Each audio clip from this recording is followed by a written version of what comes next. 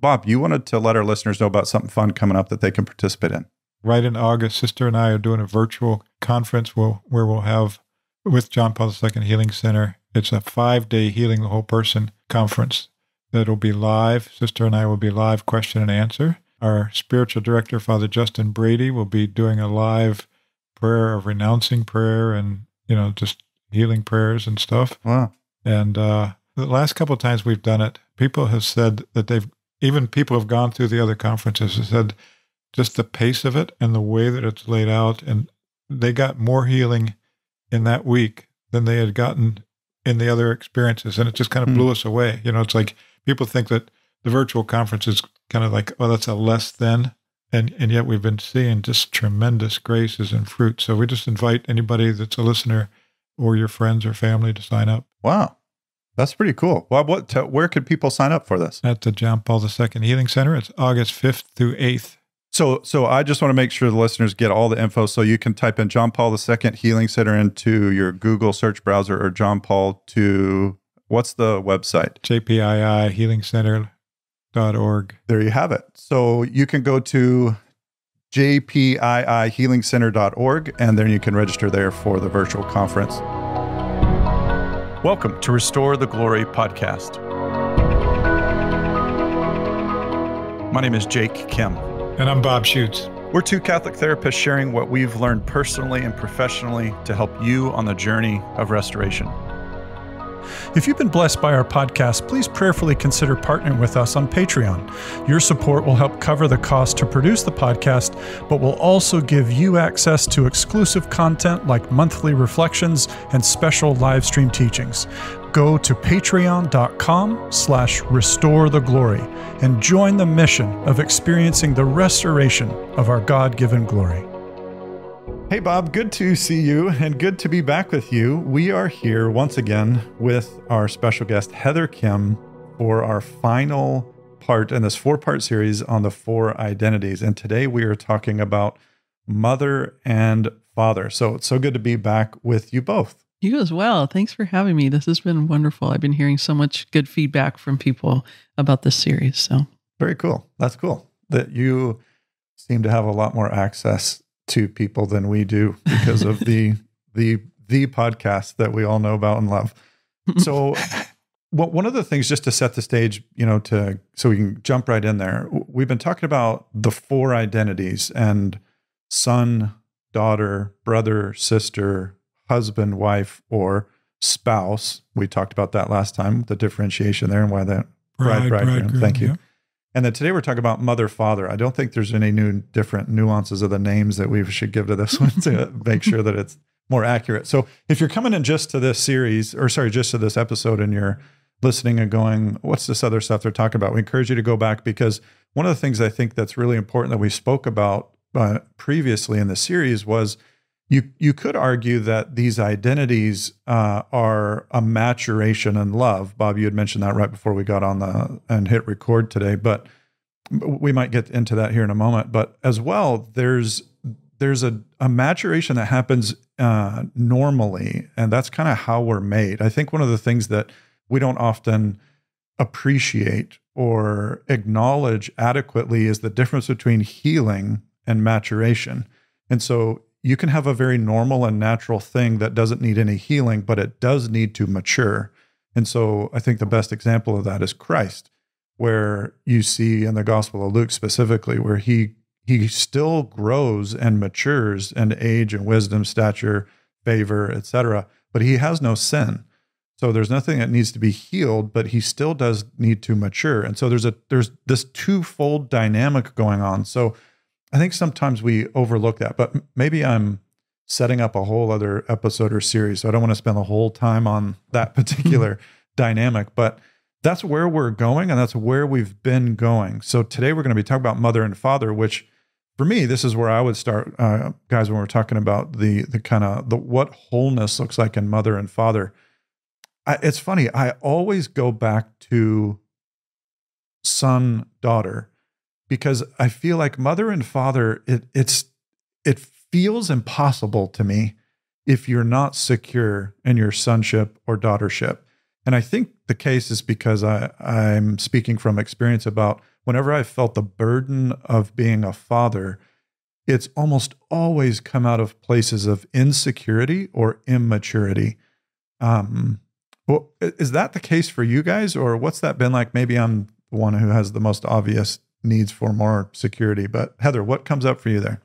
Yeah, I think it's a reality. We've used this analogy before. It's like if we're building a house and there's foundational blocks that you begin to build upon. And if some of those, foundational pieces, or as you build along, have weakness in them, then what you build on top of it will experience the weakness eventually that's underneath that will begin to surface. And we all have those places. None of us have had a perfect life, a perfect upbringing, no matter how great our parents have been or how wonderful, our environments have been that we've been growing in. There are places where there is a lack and where we need the power and the love of God to come into those places to restore, to encourage, to help us mature, like you were saying, Jake. So I agree with you 100% that when we see in our places of motherhood and fatherhood, and again, this is for anyone in any state of life. So there's spiritual maternity and paternity that we're all called to, which is a generous gift of life to others around us. Then, we will see it come up in those places. We will see these little parts. It's like, Jake, sometimes we've said to each other long ago, it would be like, why are you acting like you're 8 right now? In frustration in a moment. Long ago, like that was last week. I don't know about what you well, I think we're a lot more compassionate about those statements now because we understand there actually is an 8-year-old part of us that is coming up then, and that needs to be not just talked about, but really loved by the Father, by God the Father, into wholeness. So, Bob, how about you? What are some of your thoughts? Yeah, when I think about it in my own life, I think it was hidden for a long time. Like I entered into, if you will, a father role very young. When my dad left and kind of my brother left, I kind of took over that role. And I was very comfortable in it when I had children and didn't realize that there was big holes there in the other, particularly the child identity from that place. I knew, but I didn't see how it was playing out because I was so comfortable in that father role. And so sometimes it can be really hidden, the places where we haven't matured. In a certain sense, I matured too soon into that role, but that had its consequences of deficits in the other places. Isn't it funny, guys? Right out of the gate, it's so easy to go right into the brokenness. I found myself, I was like, whoa, I didn't even mention wholeness. I was like, and right into the problems. But Bob, there's a quote that you talk about all the time, and it's given me a great appreciation for it from, what's so funny? Every time I say Benedict XVI, in my mind, I say Saint Benedict XVI. Let's just say that's my hope and desire. Yeah. He's possibly my favorite pope. Sorry, John Paul II. You're like awesome. But anyway, so one of the things in Jesus of Nazareth that Pope Benedict says is, before you can, I'm going to butcher the quote, but before you can heal man, you must first see him in his wholeness. And Bob, that's something that we've emphasized on this podcast a ton, because healing has to have a sound anthropology. That's another way to say the same statement. So, why do we turn to the theology of the body? Because it is an exegesis of Jesus's anthropology when he says, starting off when he responded to the Pharisees in various places where he goes, in the beginning it was not so. He's basically saying, well, let's make sure to look at this domain and its wholeness instead of starting with its brokenness. Because everybody, we just like that point, we can't emphasize that enough, because if you start the assessment of mother and father in brokenness, everything goes downhill further from there. We have to start with the vision of mother and father in its wholeness. And that can be hard because we stop and we look around for examples like, well, what does that even look like? What does wholeness look like in mother and father? And the church is kind of really obvious, it feels like, with this one, as opposed to maybe some of the other identities, is you've got Mary and Joseph front and center here. Mm-hmm. So maybe we can zoom a bit around Mary and Joseph, wholeness, mother, father. What do we see in either one of those that strikes you? So Heather, let's go back to you. Well, Edith Stein, or also known as Saint Teresa Benedicta of the Cross. This is, she has so many quotes that we just love so much. And here's a couple of them. One is, to be a mother innately means to cultivate, to guard, and to develop true humanity. That's one. And then this is another one that we tend to circle around a lot. The woman's soul is fashioned as a shelter in which other souls may unfold. Wow. So I think if we think about theology of the body and how who we are is in our bodies express realities that are deeper than our bodies, things we speak heaven with our bodies.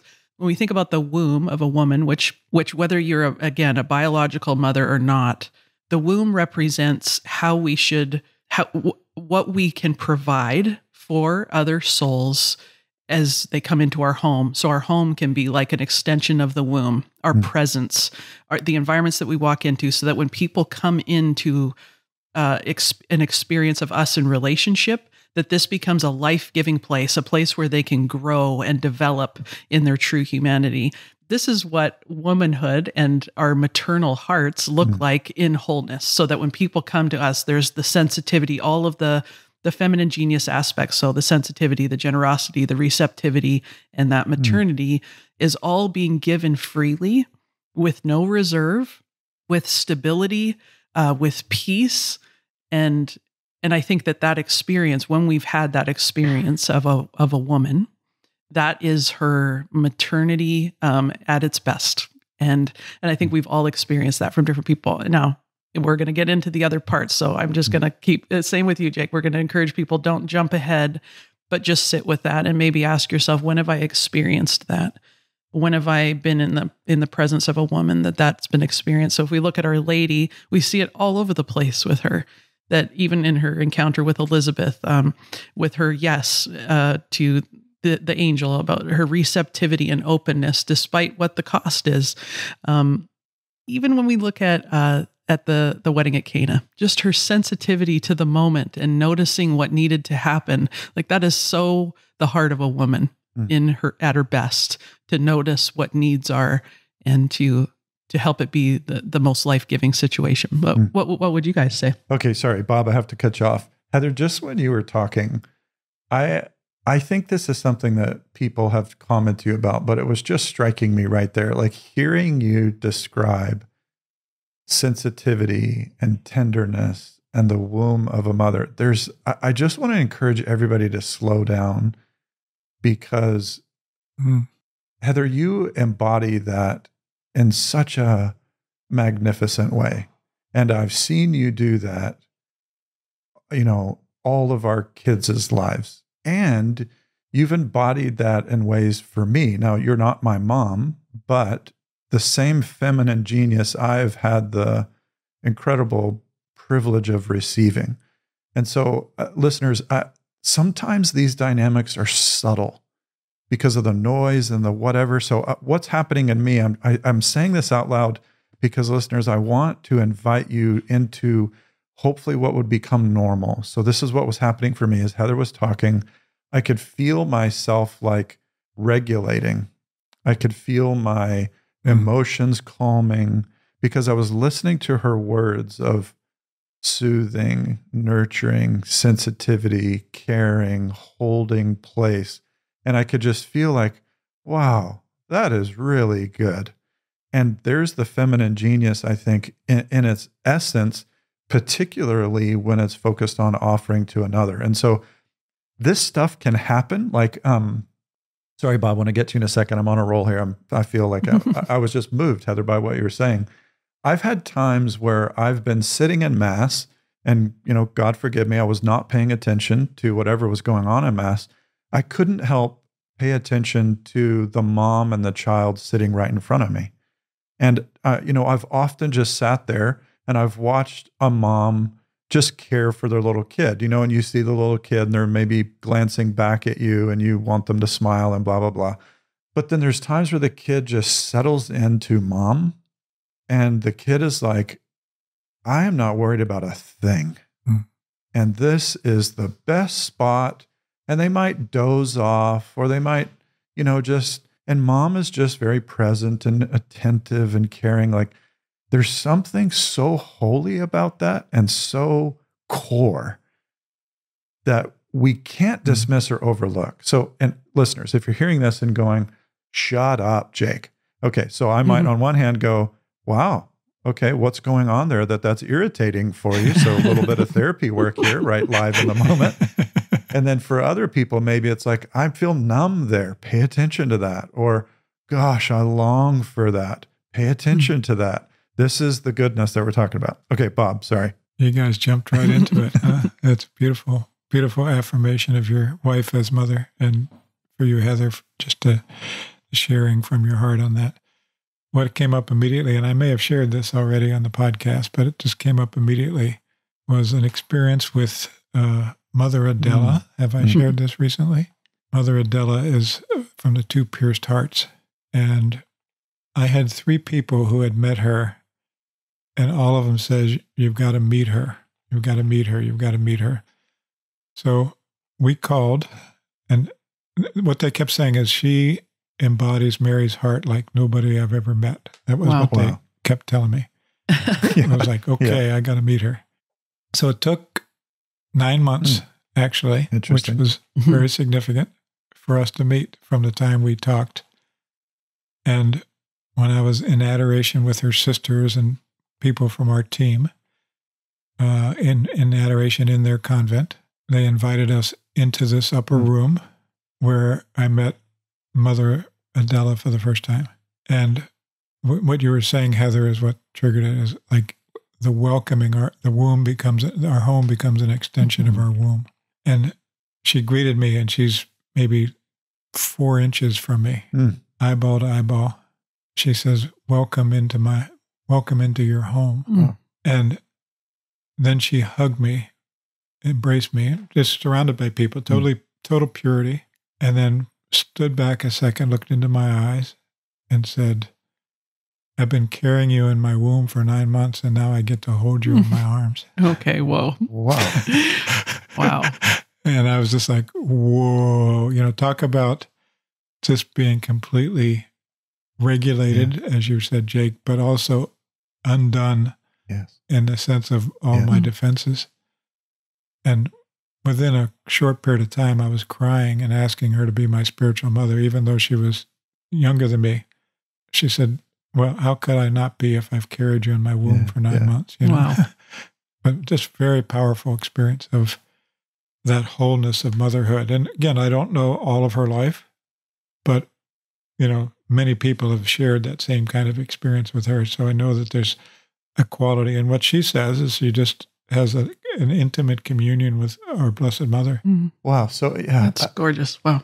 There's a lot there. I think so, listeners, one of the things that, again, I'm always trying to apply this for you. So if you're sitting there, this is something that both Bob, you and Heather have heard me talk about.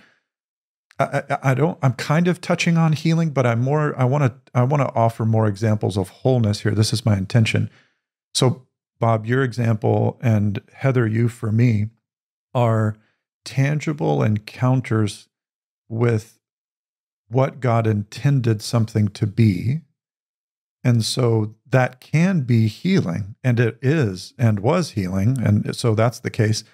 And it also can just be further gift of what wholeness was supposed to look like. And so I think in the body of Christ, we have to be careful, because we can sometimes be so desperate for what is good that we run way past the good into what's not good. But the hunger for the good is never the problem. And just in case you're wondering who said that, that was St. Thomas Aquinas. That's not, Jake M.A. after my name, but that's like the big guns. That's the big one, who the greatest theologian in the history of the church, saying the desire for good isn't the problem. And so we really connect to these desires for the good when we start talking about these identities, and especially when we talk about mother, father. And so the Lord might be offering you a mosaic. That's the language I use, a little glimpse of what he always intended and designed. And, it's important to cherish those and to hold those. So let's now maybe do one more circle here with father and wholeness. And so, Heather, you and I had an interesting conversation recently with some folks, and there was a statement that one of them made that struck me that we didn't talk about, but I'm recalling it right now. And we were talking about father and the role of a father, and the person said, "Oh, well, and that's what a father is, isn't it? They're a provider and protector." And what was interesting is when I heard that, something in me felt like, yeah, but there's so much more than that. And so when I'm thinking about the wholeness of a father, that to me is true. Those are true. And it's I think very common that that's the case. But I also feel like that would be inadequate if the definition stopped there, that, a father is simply a protector and a provider. It's almost like I stand outside the door, I don't let any bad guys in, and I leave and I go do things that make sure everybody inside the house are okay. I think that's true, but man, is that truncated and missing a lot. One of the things that I think I'll just share, and then we can, go around. I loved loving my kids, and that was providing and protecting for them, but with tenderness. There's a critical part, I think, of the masculine genius where affection is offered in purity, so that you have this sense of care that isn't sexualized.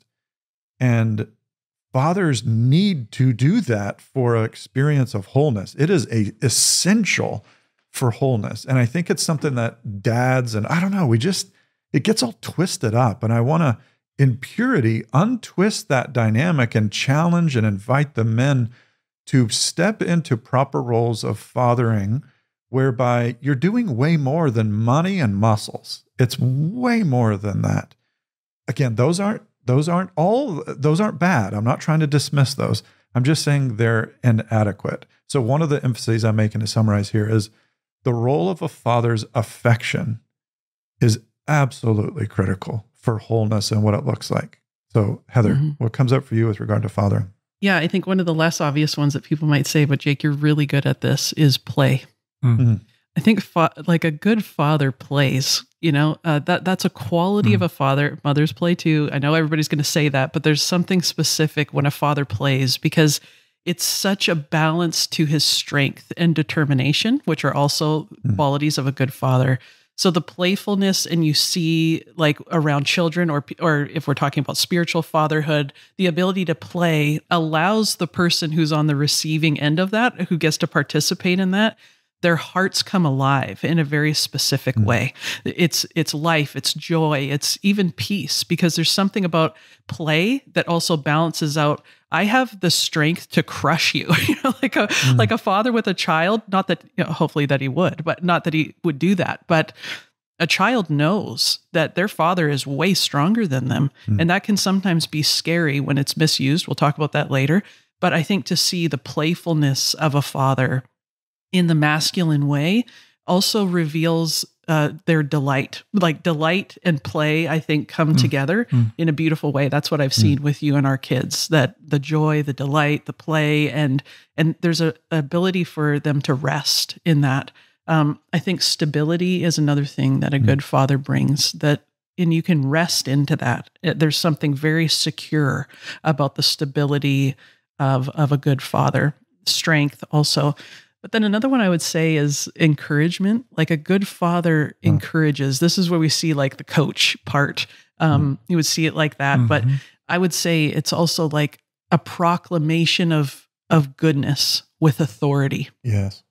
And when that's done well, and when that's received well, wow, that is a powerful thing.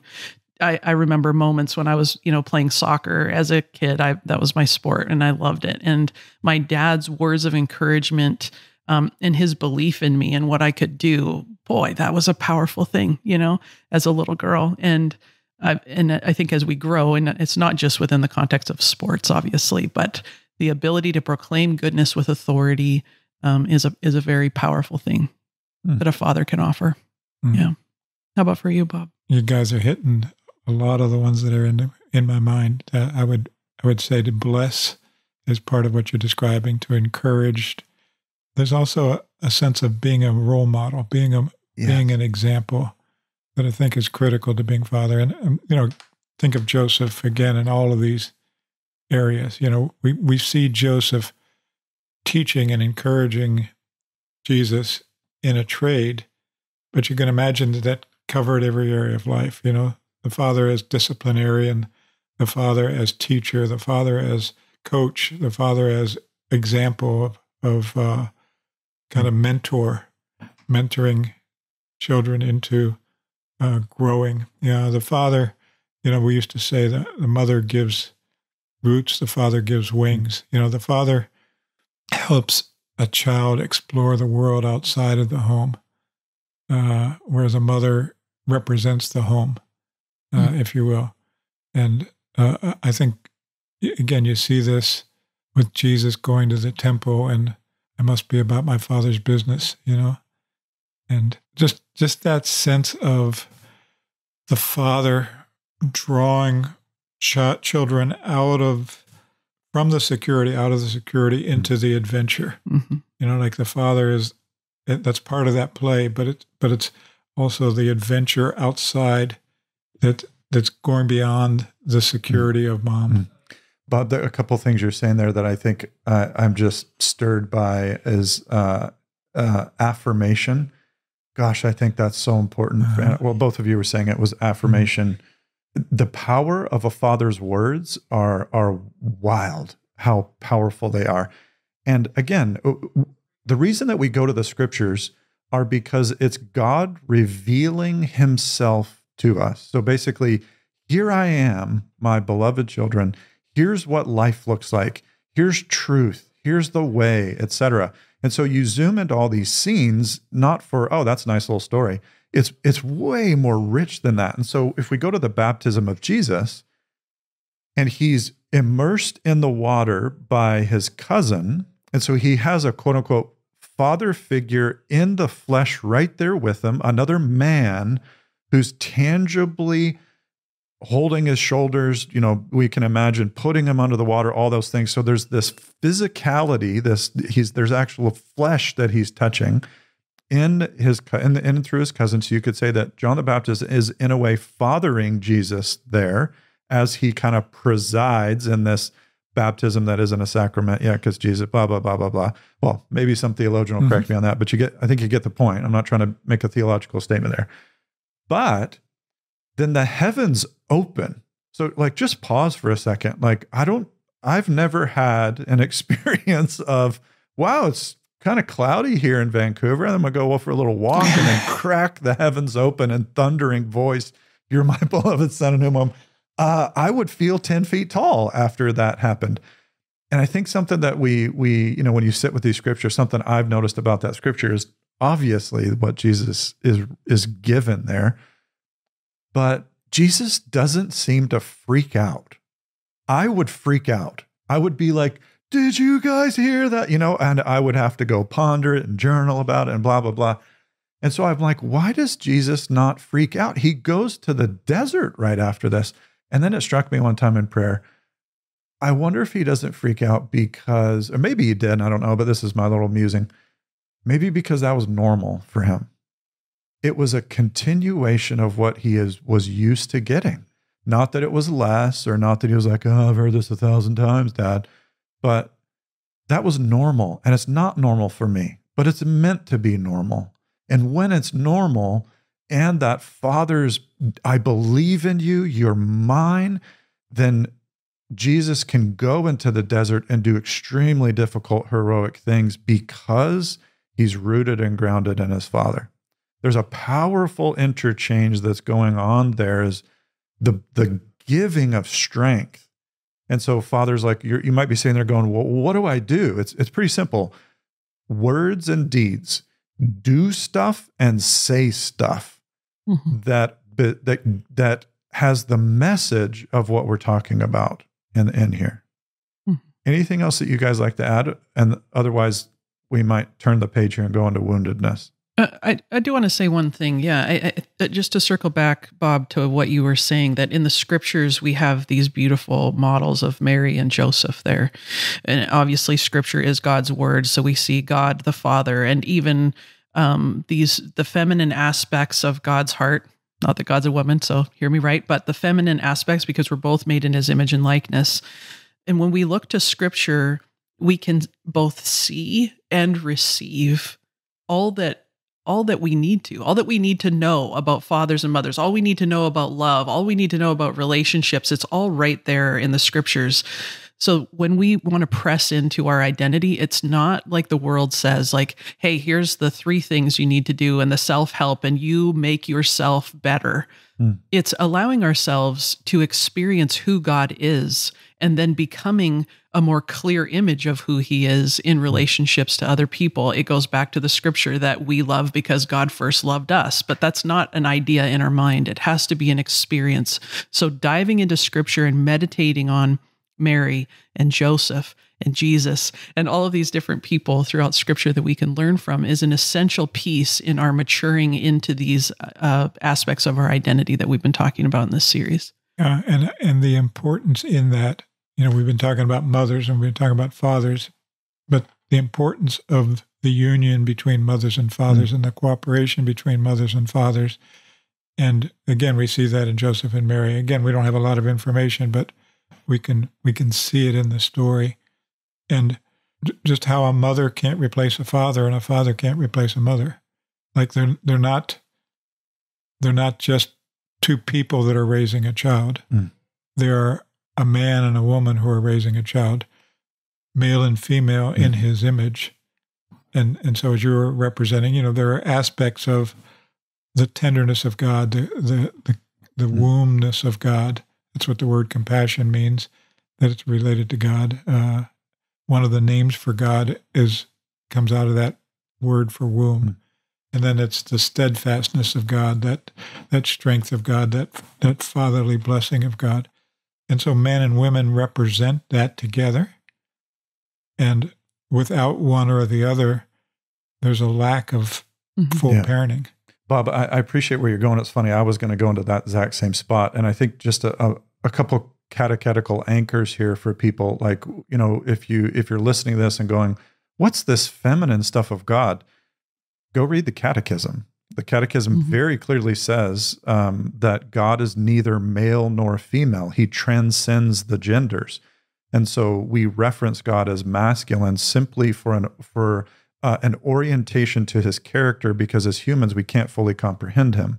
And so man, I see this all the time. So I'm sorry, I'm a little footnote here. It's hard for me when people take a stand on something and they actually don't know what they're talking about, because they don't know what the church actually teaches.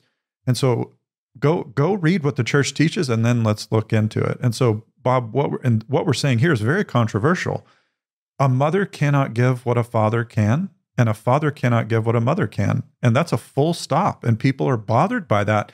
And I think they're triggered because there's such an absence of them. And now us being bothered and upset by that makes sense if it's a longing for the fullness. But actually what we're saying in saying that a mother can't give what a father can and vice versa is the dignity of both of them. It's not putting anybody down. It's exalting what a mother is. It's her nature. You don't go to a cow and go, where are the apples? That's just stupid, because the cow can't give that. And it might sound like a dumb analogy, but it's so obvious with these other things. But with a mother and a father, we're talking about nature here, what something is. And a father gives particular things that a mother can't. That's why we were designed this way. I think another reason why people can get, upset about that, it might come in defensiveness, as if, they're a single parent. And that's a tragedy that a lot of people find themselves in. And so maybe out of their fear of what the child might not be getting, and they're trying so hard to offer everything that they can.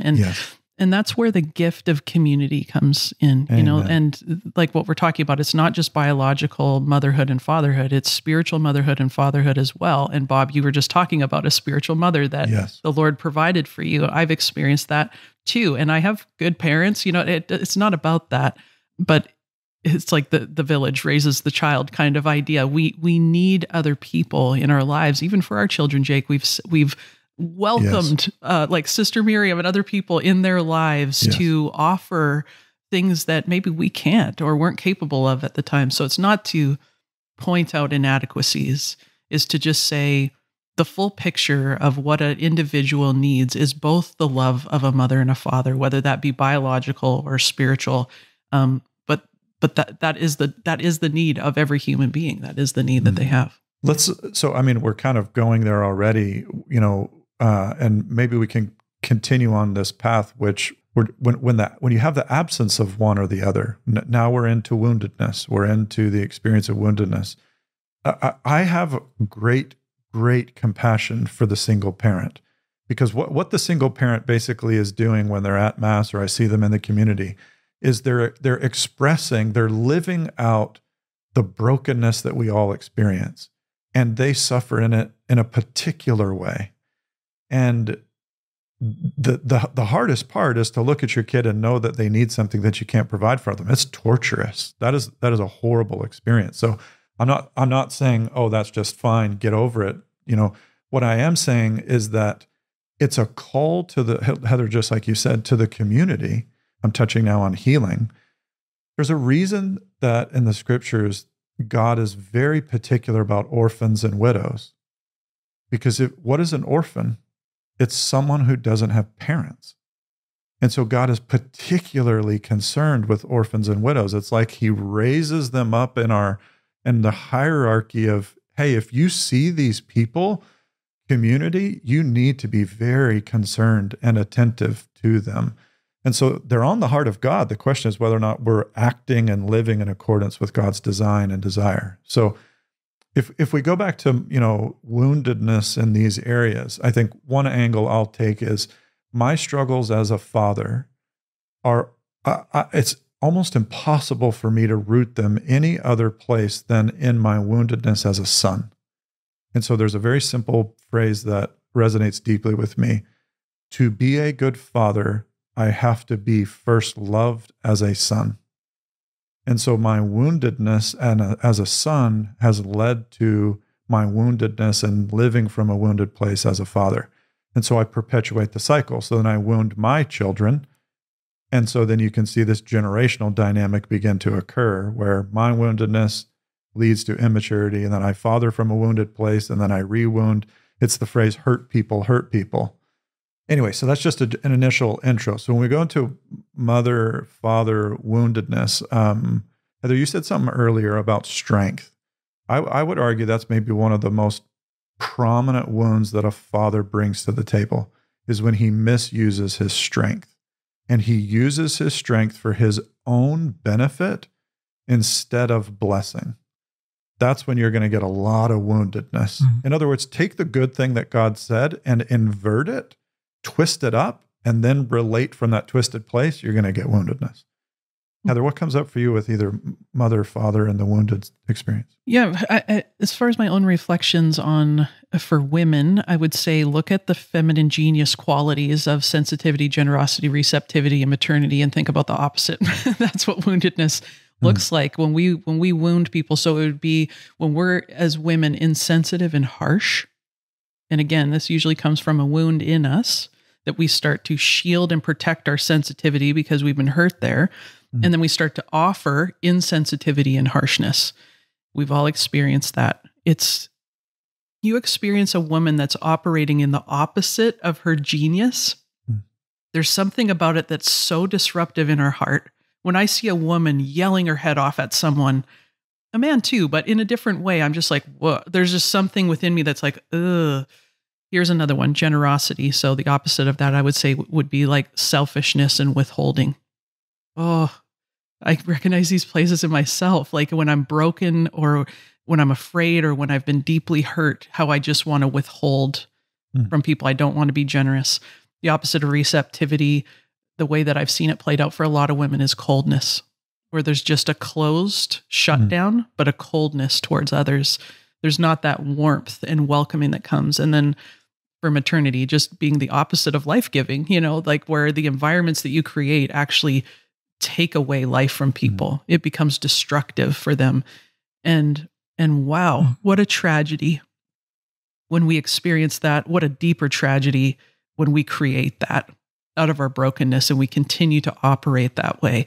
And I know for me, when I have sinned in these areas, I can see it on the face of the one that's receiving it. And it's horrible, like a horrible experience, you know. The good part is repentance is real, you know, like, and Amen. It can change things, and God's mercy is real, but he also has the power to change these dynamics within us as we cooperate with his grace. So again, we need the model of Our Lady. We need the model of other women in our life. And for you guys, you need the model of other men in your lives that witness to the pieces that you're broken in, where they're experiencing wholeness. And we can see what it's supposed to look like so that we can begin to model, you know, emulate that, what we see in other people.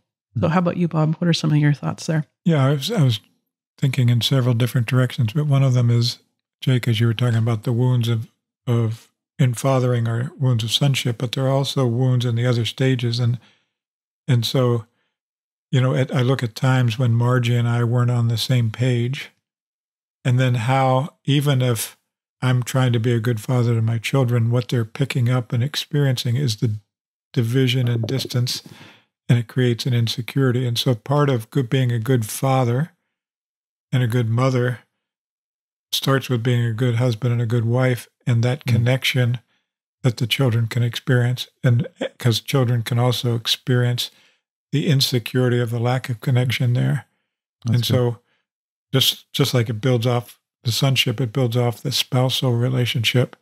And I really think that, this really hurt me hearing it, but one of the things that my girls shared with me is that they didn't hear me tell Margie enough that she was beautiful, and so they began to wonder whether they were beautiful enough. Even though I was affectionate towards them, it was a place where they experienced us as daughters to my fatherhood, even though other areas they experienced love and compassion, or when there were places of tension. I can remember one time my sister, Margaret, who is the youngest, who kind of looked to Margie and I as the parental figure. She didn't have two parents growing up. And so one time we were in a tense moment and she began to cry. And it was like, wow, I had no idea the impact. We're just having a normal conflict here.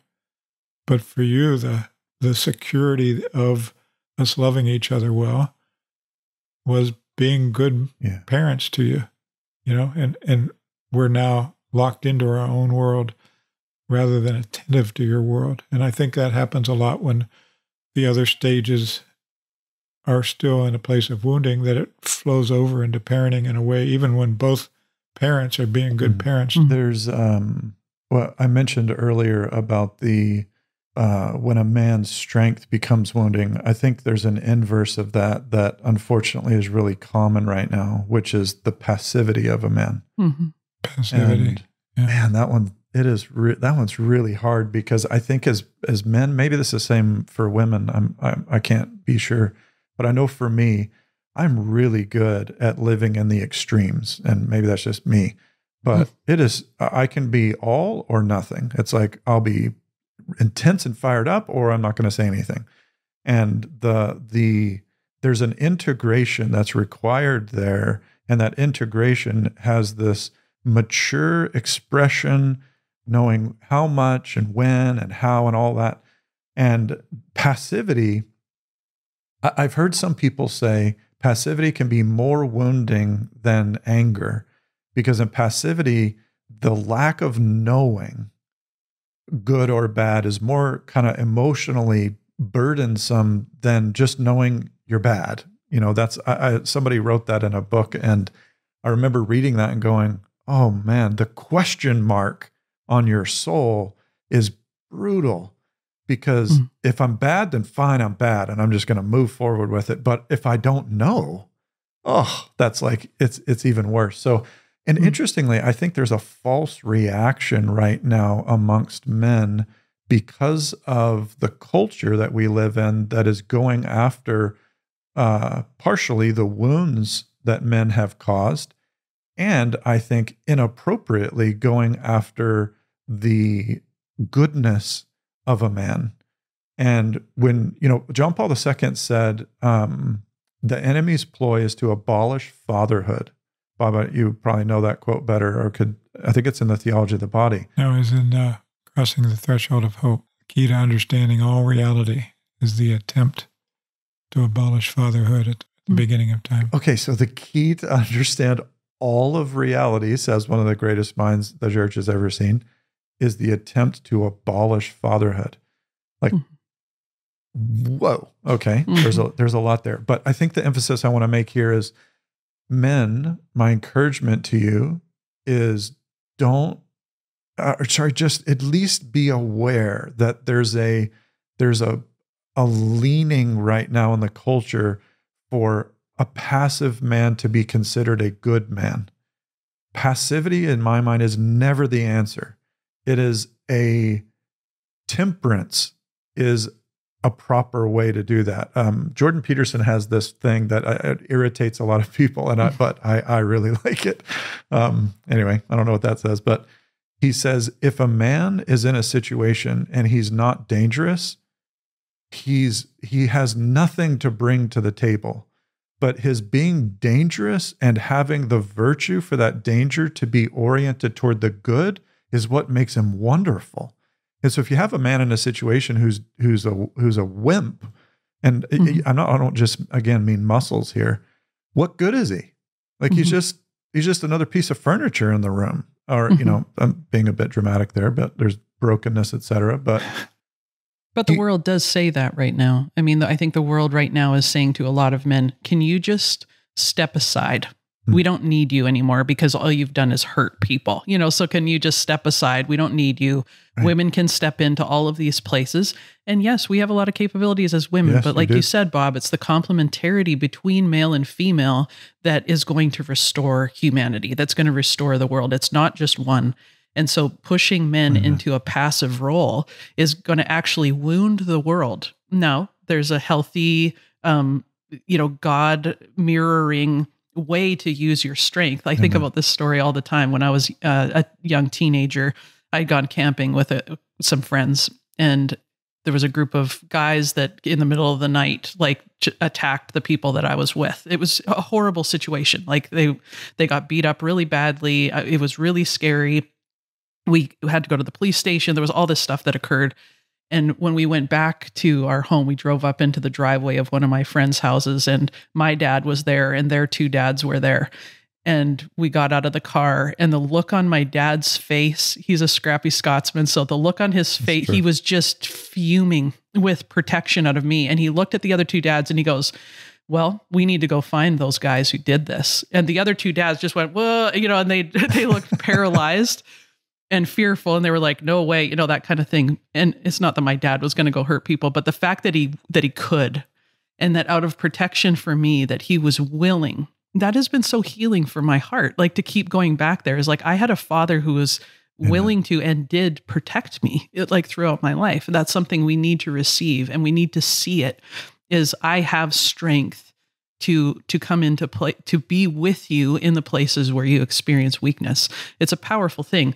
I think this is another thing where we talk about, I've talked about this a lot for parents in particular, is how we end up abdicating our authority, but we can abdicate our strength. We can abdicate all of these gifts that we have that God has given to us.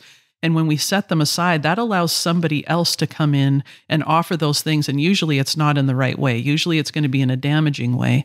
And we have to be really careful. I would say it's a good thing to reflect on, where have we abdicated our role as mothers and fathers out of, fear, or out of being wounded ourselves, or the message that other people has given. I don't want the world to parent my kids. I don't want the quote unquote experts to be the ones who are telling them what to do. Jake, that's our job, right? As good parents, to be able to discern and ask for God's wisdom and to know how to navigate our kids with the help of the community that God has entrusted to us. So I feel pretty passionate about this. Come on, Heather. I love it. Yeah. As I'm going to date myself here, and hopefully people have watched Nickelodeon Night, but I just want to kind of reflect on this in relation to what's happened from the 1950s till now in terms of the roles of mothers and fathers through situational comedies. Okay, so in the 50s and 60s, we had a show called Father Knows Best, Donna Reed, Leave It to Beaver. There was all these images of both parents being a good mother and a good father. And then we get to the 60s, late 60s and 70s, and we've got Archie Bunker and Edith, right? And so you've got this All in the Family was the title of the show. I don't know if you all remember it, but here's this self-centered, condemning, ridiculing, belittling man and this mouse of a woman, which was kind of the archetype of what the women's movement was putting forward as why men need to be put aside and why women need to come out of their shell. And then we get to the 70s and 80s, and it's Three in the Crowd and all these movies about, just casual sex and no parenting and, friendship and everything else. And then you get to the Everybody Loves Raymond, and other images like that, where the male becomes more passive and the woman wears the pants, so to speak. And then you get to the place in the 2000s where, we either have two mothers or two fathers, or no mothers and no fathers, and it's just all fallen apart. But if you look at that, it's like that, the pendulum swinging, as you were talking about before, of just the reactivity of one dysfunction to another dysfunction. Whereas in our woundedness, we can create more woundedness. In our fear of being overly dominating, we can become passive. In our fear of being humiliated, we can humiliate. That's always a danger in parenting. How about we go now to healing and what healing in these stages look like? And I think what's interesting is I'm gonna have to be careful, because I know we talked about it in the son-daughter episode, where one of the most healing things as a son or a daughter is to have a mother or a father, to come in. And so maybe we can try to make sure we just nuance which kind of angle we're taking. And so I'll start with the healing that comes from fathers, and I'm kind of talking about receiving that as a son, is just what, again, but goes back to this mosaic concept. I've developed this desire and openness to, I will receive fathering and mothering from anyone that God desires and designs me to receive it from. And so I'm just kind of always on the lookout for the Father showing me his affection and love and whatever he wants to give me. But if I shift that nuance and say, how do I as a father experience healing in my fatherhood? One of the ways I think that's interesting for me in that domain is I actually go back to the stage of brother and husband. And so the healing I've experienced in the domain of father is looking at other fathers and being able to look to Joseph and going, I don't know how to do this. I don't know what the next move is here. What's the right response, And I need examples. And you could argue, oh, aren't you being a son there? Yeah, but looking at other men who I have a great respect for, admiring how they father, looking at how they handle situations. And then I do something very simple where I just go, you know what? I'm just going to copy them. And I'm just going to flat out copy them. And I'm going to try to do it as they would do it. And over time, I kind of develop my own flavor and feel for how that would look for me. And so again, Heather, we're emphasizing the point you made earlier about the value and the critical role of community, because we live in isolation. It's really hard to look, quote unquote, across the street and to see what, my brother in the Lord is doing so that he can help me be a better father. Heather, what comes up for you there in the healing of mother-father? Yeah, I think repair is a powerful thing. There's always going to be ways that we fail or that we have been failed, and repair is a powerful thing. So, Jake, you and I early on had a discussion with our kids when they were, or not with our kids, about our kids when they were young. And we said, what are the messages that we want them to hear from us? you know, and we were very specific actually about what we wanted them to know from our heart. Amen. Now it was things like, you know, that they're good, that we love them, that we're never going to leave them, you know, just things like that, that they're beloved by God. There's a whole bunch of things on that list. Now there's many, many ways that we failed along the way where we spoke things that were more of curse than blessing, you know, or more of a label than a positive identity statement to our kids. And it's in the repair that I think powerful things can occur. One, they see the humility. Two, they see our real heart coming forth. And three, it gives room for their own brokenness. And like, what do they do with that? You know, we're all going to fail and fall short, but we can come back to each other. One of the things I noticed, this is just a simple story, but one of our daughters, she can kind of, you know, switch her mind all the time. She likes different things all the time. And I remember I laughingly said, and there was laughter in my voice, and I said, "Oh, you're so fickle," you know, like that. And then I heard her repeat that like a couple of times later, like that week, you know, and I realized, that went in a different place than I intended. So my intention wasn't even to hurt her, but I quickly saw, whoa, this is becoming a label that she's now putting on herself. I need to go back and repair. And so I went to her and I just said, "Hey, when I said this was my heart towards you. And I don't want you to think this. This is what I want you to know." And I was just very clear about that. And it was very healing, I think, in the moment. And that might be something I need to revisit. So one is, what are the messages that we want people to know who come into our presence, whether they're our children, spiritual children, whatever. What are the ways that we miscommunicate those messages and we might need to repair? And it's never too late. It's never too far gone to go back and repair those things. So, Jake, we've done that so many times I can't even count. Yep. And I do trust that the healing that's occurring there, where we've made mistakes and we've repaired, is strengthening where they've been wounded, but also strengthening the relationship, which is important. So true. As you say that, Heather, I think about one of the things I loved about my dad was he would lose his temper or be harsh. He would come back and be so tender and gentle and tend to my heart. And I could never harden my heart towards him.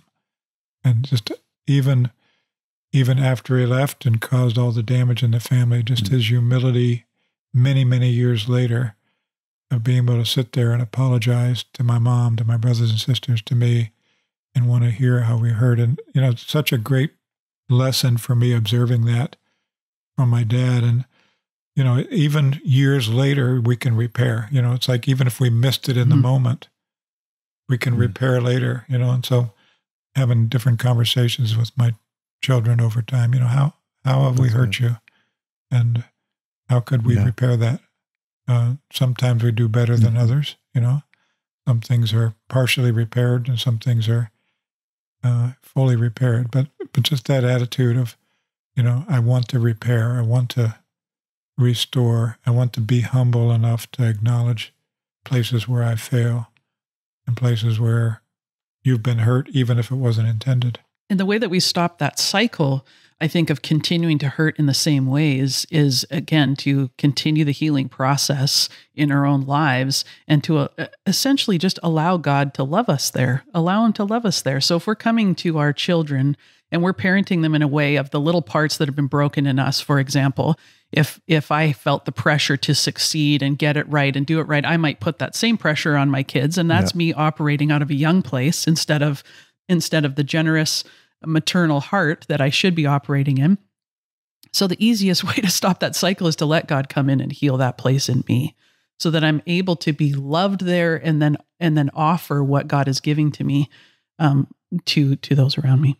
Any final words that we would want to offer about Mother, Father, or about the series overall? I know I want to give you a chance to consider that question. The thing I think I would say is welcome this as a process and a journey. And the process and the journey is where the good stuff happens. I'm really committed to having people hear and hopefully understand that when Jesus says, "Come and follow me," He's assuming that students are coming behind Him, not masters. And so in that invitation, it's an assumption you don't know how. You're willing to be taught. You'll make mistakes. And there's a freedom that comes from that. So in all of these things and reflections that we've offered, particularly in the areas of maturity, and you go, gosh, I'm a terrible parent. And maybe that's where you're sitting right now. Jesus is not overwhelmed by that. And a loving community is not overwhelmed by that. The first step is to acknowledge, I am desperately in need for you, God. And you are a God who provides. And that is exactly what you're asking me to come along with you for, is to go, I'm not good. I don't get this. I need you. And Jesus is like, welcome home. This is exactly what he said, I've come not for the righteous, but for sinners. Man, I'm at the front of that line. And I'm so grateful that the invitation is for students, not people who already have it all together. Yeah, I think a place that we often go when we can listen to things like these podcast series that we've just been doing here, and we become so aware of the places that we're lacking. And then we think there's just so much I have to do. And we feel the burden of that, and that's the enemy. The enemy is just at play there, like trying to make you feel like you don't have what it takes. This is impossible. You might as well not try. We start to lose hope. Yeah. It's a quick rabbit hole we can go down. I had this experience just last week. I was sitting with someone and they said, can I just pray for you? And I said, yes. And she said, let's just take a moment just to find God. We're just coming in, at the busyness of our day. So she said, let's just take a moment to find him. And usually for me, I just go directly to Jesus. It's like, Jesus, he's right there. He's the most accessible part of the Trinity for me usually. But what I saw in my mind was me crawling up the garments of the Father into his lap, which is maybe a very common place for people. It's not a common place for me. And I found myself as a child sitting in the lap of the Father, and his arms just wrapped around me, and there was a strength that I felt there. And then he said to me, you can be as little as you want. Here. And I just started to shrink smaller and smaller and smaller. And what he drew my attention to is that as I got smaller, his arms felt stronger. As I got smaller, his provision felt more. It was just like more of everything that he was, the smaller that I got. So there is a key for us that when we feel small, it's actually a blessing, because we can then experience the greatness of who God is in a unique way. So it's okay to be little with him. It's okay to bring all these parts where we haven't matured, where there's brokenness and woundedness and we don't know the way, to bring them to God the Father and allow him to infuse in us, one, like his blessing, his encouragement, all the things that we're saying that we should be offering as mothers and fathers, but for him to be speaking that and pouring that into our hearts so that we are able to offer that to other people. Yeah, really good. Becoming little is the key to the kingdom, right? Mm-hmm. It's kind of ironic. We're talking about maturity and becoming bigger as we grow in these stages, and yet spiritually, to enter into those stages, we need to become littler. It's a paradox. It's the paradox of the gospel. I also want to say we're going to have some other episodes coming up on parents sharing about parenting, and spiritual parents sharing about spiritual parenting, and spiritual bride and bridegrooms sharing about being spiritual bride and bridegroom. So it will be a different series, but I think there'll be kind of a continuation of application. But it's been a gift, Heather, to do this with you. Thanks for having me. It's been fun. Thank you, Heather, for joining us. And listeners, we hope that this has blessed you. And again, it's one thing to have really cool ideas. It's another thing to sit with something that the Lord has stirred in your heart, take it to prayer. So maybe something in this series struck you. Maybe there's a domain you want to address. Like, spend some time there. Maybe even commit a month to praying into that over the course of a particular amount of time, and letting the Lord love you and heal you and reveal to you what he has and desires for you. So once again, Heather, thanks so much for being with us. And listeners, we look forward to talking to you again soon.